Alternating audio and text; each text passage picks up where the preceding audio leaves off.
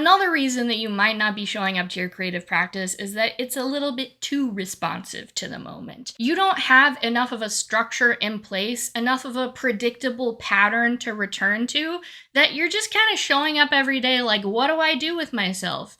And you usually end up making the wrong choice. You end up doing some random stuff that by the end of it feels like a waste of time because you didn't really take the time to feel into what's going on with you internally or what's happening in your environment, or coming back to that intention, that like creative container to decide what would be most valuable for me to work with today. How should I approach this intention on this given day? You just kind of took a shot in the dark. You did some random shit and it didn't pan out and you got nothing out of it. This is why the cornerstone of my creative practice has become a little practice I like to call dreaming into the day.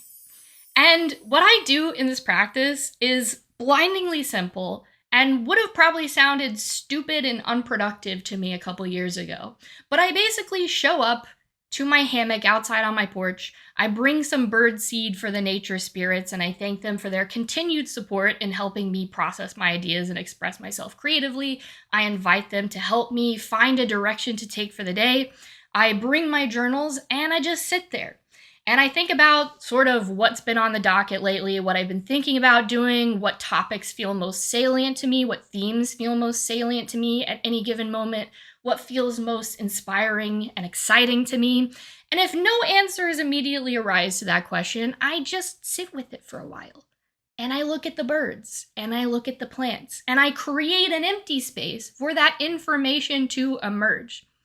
And usually during this process, I'll just write down any random thoughts that pop into my head. They might seem inane and stupid and like I don't even know what they mean, but any images, thoughts, or sensations that arise, I write them down. I treat them as important information, and I treat the act of making them conscious and consciously processing them as an important activity for me to get more information on them, for me to gain more clarity on them, and sort of receive the messages that spirit, my environment, my guides, my God self are trying to present to me on that day.